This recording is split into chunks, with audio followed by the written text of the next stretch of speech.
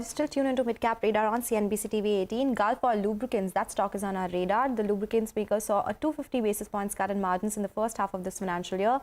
Now, note the company launched a range of EV fluids for OEMs and has exclusive tie-ups with the likes of Piaggio Vehicles and Switch Mobility as well. It is also in focus amid volatile crude prices. Ravi Chawla, MD and CEO at the company, is joining us now to discuss the business outlook and a lot more there as well. Mr. Chawla, good afternoon. Thank you so much for joining us today. While we have seen some impact of margins in the first half, now things have started improving because crude oil prices have fallen sharply from the highs. They still remain around that $85 a barrel mark. But can you give us a sense of how raw material prices have panned and what will the outlook on margins be in that case? Yeah, good afternoon. Well, you're right. The raw materials have stabilized. So we think that it's going to be quite stable now. Of course, the foreign exchange effect we saw, it had hurt us in quarter two also. So we're hoping it will stabilize, and with demand conditions improving, where we have also seen volume growth in quarter two and looking at now the season coming, I think it augurs well that we should be able to see a margin band going up in this quarter and in the second half. What could be the margin band in the second half? Well, we want to go step by step. So I think we're looking at a 12 to 14% and then possibly see how things stabilize. Of course, we'll have to wait and watch a lot of other elements like the exchange, because we import a lot of our base oil and additives. So I think hopefully we should see the positive trend in terms of margin going up. This would compare with Q2 margins of 11%, right? Yeah. So we want to go for the next band, which would be, taking it up by at least 1-2% the next quarter. And then hopefully our normal trajectory used to be 14-16. We'll have to see how we can do that. If fingers crossed, it should be, if things are stable and Forex is also stable, we should be able to look at that going forward. Okay, take your point. Can you tell us something more about your EV fluids that you launched for 2 EV OEMs in the quarter gone by? You said 2 months since this has happened. What kind of contribution and demand have you seen here, and how big of an opportunity is it? When you entered this or started supplying this, some sort of revenue number that you looked at or market opportunity?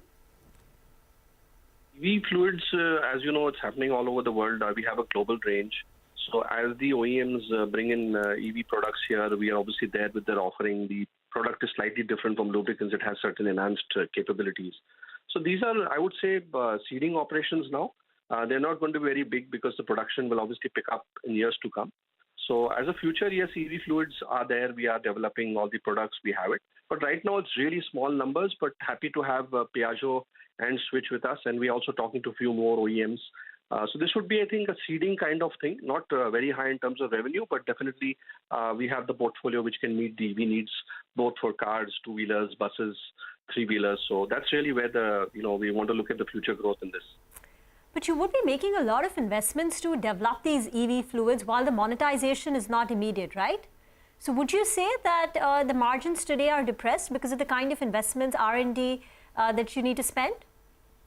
Well, you see, the products are being used all over the globe. We have a global R&D already has these products available for other markets in the Western world. So yes, those investments come in we work along with the chemical additive companies. We work with the OEMs. So I think these are ongoing projects and definitely a focus area for us. So you're right, the factory fill, obviously, we do want to seed the things. And then as and when the market grows, we'll be able to look at our investments. But this is exactly what the strategy is, to come up with these advanced fluids, including synthetics and others which are in the core lubes, which are also growing. So core lubes is also growing, is going to continue growing for the next 10, 15 years. So it's, I would say, both these products, the core lubes and the EV fluids, we have a focus on that. Okay, so you briefly mentioned synthetics. Last time when we had spoken to you, you said it's contributing in single digits. But now, since it's a growth driver, what kind of growth are you seeing here? And say 2 years down the line, how much will synthetics and EV fluids or the new products that you're entering into contribute to the overall revenue pie? Well, you're right. Last time we spoke about synthetics. So synthetics in the passenger car segment, we're happy to share that we've had a very good growth. For example, we have grown our core lubes by 10%, but for our passenger car, it's nearly 3 times that. And that's where some of the synthetics and semi-synthetics come in. So we are hoping that with the passenger car and some of the high-end motorcycle and other synthetics in industrial, we can take it to double digit in 2 to 3 years from now. Currently, as you said, it's low single digit.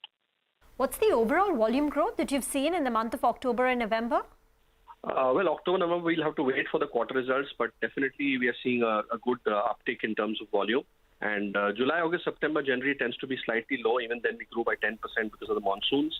As I mentioned earlier, we had in some of my other interactions, we did see some stress in the agri segment and motorcycle, which I think is slightly easing up. But hopefully, fingers crossed, this quarter would also continue the volume growth. And as Gulf has been always growing 2 to 3x the market growth, I'm hoping the market growth will at least be about 2 to 3%, slightly more in this quarter, which is a good season in terms of consumption.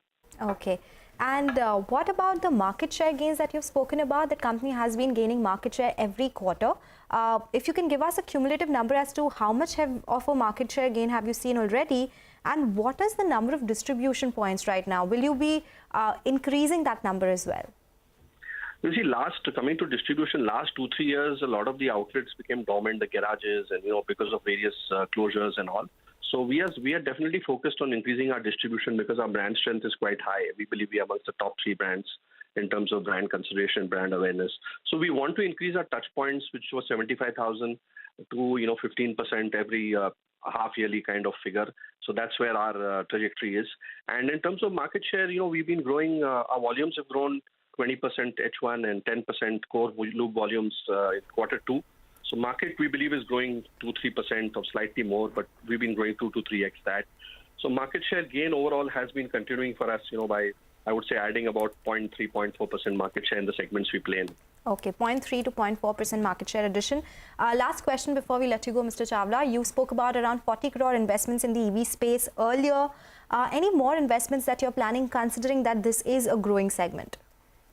Well, the board, and we are looking at various areas in the EV value chain. We are looking at options. We have invested in a charging company, Indra, which is UK based, and in software as a service company. So at the moment, we are working with them as strategic partners, doing some of the tests here, and we will be talking to a few more areas. And once the board is clear, I'm sure we'll come back to you with some news on that. All right, Mr. Chawla, thank you so much for joining us, taking us through the business outlook and what's happening on ground as well. That's the word coming in from Gulf Oil Lubricants. Some moderation in raw material prices, and that's the reason why margins are expected to get better from here on as well. We'll slip into a short break now, get you more on the markets and stock-specific action on the other side. Stay tuned.